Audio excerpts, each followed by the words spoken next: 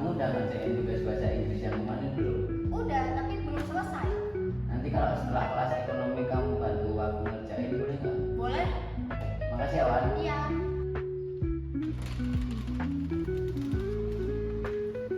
Wah, udah pada masuk semua ya ini anak-anak? Sudah itu. Selamat pagi semuanya. Pagi, Bu. Gimana nih tidur kalian? Malam tadi enak atau enggak? Ada yang begadang? Lumayan nyenyak sih Bu, tapi tadi subuh aku bangun tapi tidur lagi. Lah Kak Wanda gimana Wanda? Nyenyak sih, Bu. Nah, jadi pada pagi hari ini kita akan belajar sesuatu yang baru nih anak-anak. Jadi ibu tuh nggak hanya melihat kalian duduk dengerin ibu ceramah, tapi kita akan mempelajari sesuatu hal yang baru. Kira-kira teman-teman penasaran nggak? Wah, penasaran, Bu. Apa tuh, Bu? Nah, nanti kita lihat sendiri ya.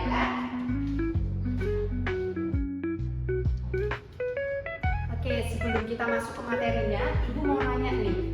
Kalian pernah nggak sih belanja online lewat platform seperti Shopee, TikTok Shop, atau Tokopedia gitu? Saya Bu, Oke, Ansi. saya sering banget Bu belanja online. Kemarin aja saya habis tiket Bu. Oke, kalau Wanda? Oh, pernah dong, Bu. Cekot apa itu Wanda? Kalau aku skincare. Oke, kalian ini emang generasi apa kalian? Genji Bu. Oh, Gen Z. Gen Z ini sukanya belanja yang instan. Pengennya belanjanya lewat online shop gitu.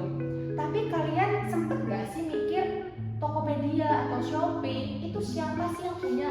Terus siapa sih yang mengelola dan apa tujuannya dari platform-platform itu? Saya Bu, Apaan sih? yang mengelola itu dari swasta ya Bu, kayak orang atau perusahaan gitu. Ah, bisa jadi ya sih. Terus kalau PLN dan Pertamina itu kepemilikannya punya siapa? Aku, Bu. Oke, Wanda.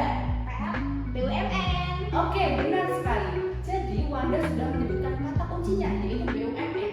Jadi materi kita pembelajaran pada hari ini itu akan belajar tentang BUMN salah satunya. Nah, anak-anak, pada hari ini kita akan masuk materi badan usaha dalam perekonomian.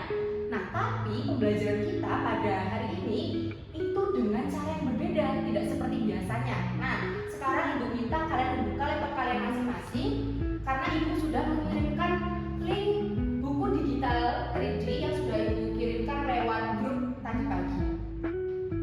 Oh, ini yang Gimana, udah dibuka? Bu, kok ini linknya beda ya?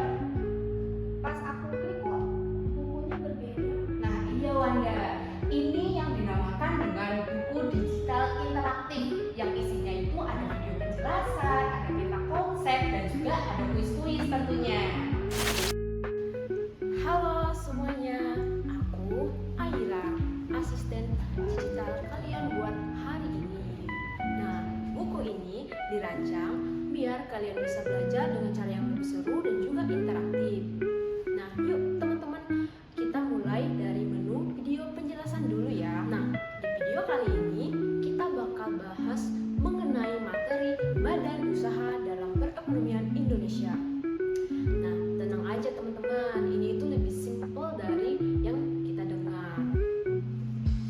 Nah, apa sih itu badan usaha?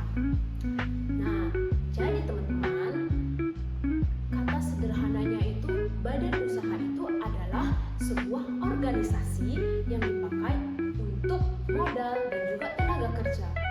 Nah, ini itu dibuat untuk menjalani kegiatan ekonomi. Nah, tujuannya apa sih teman-teman? Nah, tujuannya itu bisa macam-macam. Nah, ada yang untuk nyari keuntungan, ada juga yang lebih ke arah melayani masyarakat. Di Indonesia ada 3 jenis utama. Nah, yang pertama itu BUMN.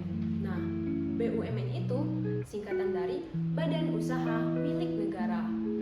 Sesuai namanya. Nah, BUMN ini dikelola sama pemerintah. Nah, contoh yang paling dekat itu sama keseharian kita. Nah, contohnya PLN. PLN itu untuk menyediakan listrik. Nah, kemudian ada Pertamina. Nah, seperti nggak asing lagi seperti yang sudah kita dengar bahwa Pertamina itu untuk jual BBM dan juga juga Bank BRI. Nah, tujuan utamanya yaitu untuk melayani kebutuhan masyarakat tapi tetap juga menghasilkan pemasukan untuk negara. Yang kedua yaitu BUMS. Nah, BUMS ini adalah badan usaha milik swasta. Nah, badan usaha milik swasta ini dikelola oleh siapa ya? Nah, tentu teman-teman, BUMS ini dikelola oleh pihak swasta. Jadi bukan pemerintah ya teman-teman. Nah, jadi BUMS ini bisa punya satu orang. Nah, bisa juga punya sekelompok investor. Nah, apa sih tujuan BUMS ini? Nah, tujuan utamanya itu profit, yaitu cari keuntungan. Nah, contohnya ya dari yang besar seperti Astra atau Indofood. Nah, sampai yang paling sering teman-teman itu pakai. Nah, contohnya kayak Tokopedia, Shopee, atau juga Grab. Nah, selanjutnya itu yang ketiga. Nah, yang ketiga ini itu agak unik teman-teman. Nah, kira-kira apa ya? Nah, yang ketiga ini adalah koperasi. Nah, bedanya sama yang sebelumnya itu apa ya? Nah, jadi koperasi ini itu dimiliki dan dikelola bareng-bareng sama anggotanya. Nah, prinsipnya itu kekeluargaan dan juga gotong royong. Nah, keuntungannya yang didapat juga dibagi ke anggota, bukan ke satu pemilik. Makanya, koperasi sering disebut sebagai fondasi ekonomi kerakyatan Indonesia. Kalau kita bandingin sekilas dengan BUMN, nah BUMN itu kan punya negara. Nah, tujuannya pelayanan publik plus keuntungan negara. Nah, BUMS itu punya swasta. Nah, fokusnya itu lebih ke profit atau keuntungan. Sementara koperasi itu punya anggota bersama. Nah, di mana tujuannya itu untuk kesejahteraan anggotanya. Nah, tiga-tiganya ada dan punya peran masing-masing, saling melengkapi, jadi nggak bersaing ya teman-teman. Oke, segitu dulu ya dari aku, Aira, asisten digital kalian. Habis ini kalian bisa lanjut ke peta konsep buat rangkuman. Terus jangan lupa teman-teman, coba kuisnya ya. Semangat! Gimana nih anak-anak? Tadi setelah kalian melihat buku digital, kalian sudah mendengarkan video penjelasannya, kira-kira ada yang nyambung nggak sama yang udah ada di sekitar kalian begitu? Saya Ibu, menurut saya Grab Bu, karena awalnya tuh saya mengira Grab itu punya pemerintah, namun ternyata Grab punya swasta Bu. Nah, iya Bu, terus juga saya baru tahu ternyata koperasi yang di sekolah kita itu kategorinya koperasi ya Ibu, yang ada di teori tadi. Oke, Aji udah mulai paham nih, dan juga pertanyaannya Wanda itu bagus banget. Jadi kalian itu tidak hanya belajar menghafal teorinya saja, tetapi kalian itu belajar untuk menghubungkan dengan apa yang ada di lingkungan kalian. Nah, dalam sekolah pembelajaran ini penting banget anak-anak, karena otak kita itu gampang dan mudah untuk menyimpan informasi jika ada hal baru yang kita kaitkan dengan yang ada di lingkungan sekitar kita.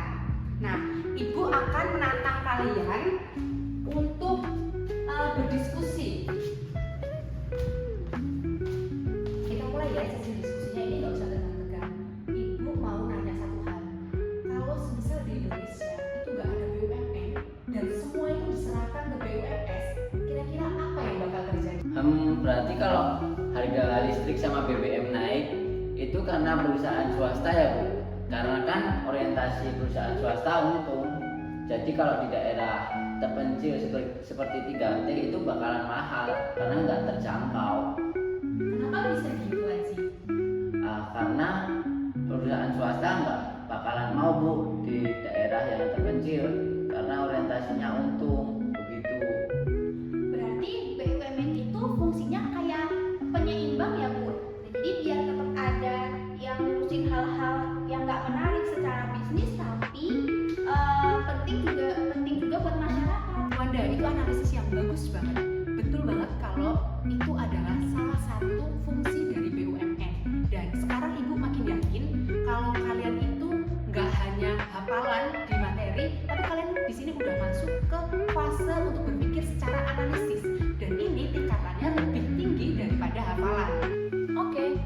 lagi bersama aku Aira. Nah, sekarang itu waktunya kita cek pemahaman ya teman-teman. Nah, di sini itu ada 3 pertanyaan aja. Pertanyaannya santai kok. Nah, pertanyaan pertama. Nah, PLN dan Pertamina itu termasuk jenis badan usaha apa? Ayo. Saya jawabannya BUMN. Benar sekali teman-teman. Nah, sekarang kita lanjut pertanyaan kedua. Nah, yang kedua itu badan usaha yang dikelola bersama oleh anggotanya, prinsip kekeluargaan. Itu namanya apa ya teman-teman? Saya jawabannya koperasi ya pasti. Sangat tepat sekali. Ya, pertanyaan terakhir nih teman-teman. Sebutin satu contoh BUMS yang kalian pakai sehari-hari. Apa? Ayo. Saya Tokopedia. Grab juga ya pasti. Keduanya betul sekali. Kalian solid hari ini teman-teman. Ibu akan memberikan sedikit catatan sebelum mengakhiri pembelajaran pada hari ini. Tadi kan kalian sudah menjawab kuis dengan benar, kemudian kalian sudah bisa menghubungkan teori dengan kehidupan nyata, dan juga yang paling ibu appreciate ke kalian itu kalian sudah bisa menganalisis gimana badan usaha itu seperti itu ternyata dalam kehidupan masyarakat. Dan yang paling menarik anak-anak, pada saat kalian belajar dengan Aira itu bukan suatu kebetulan. Jadi Aira di sini itu sebagai bahan untuk berdiskusi bersama kita.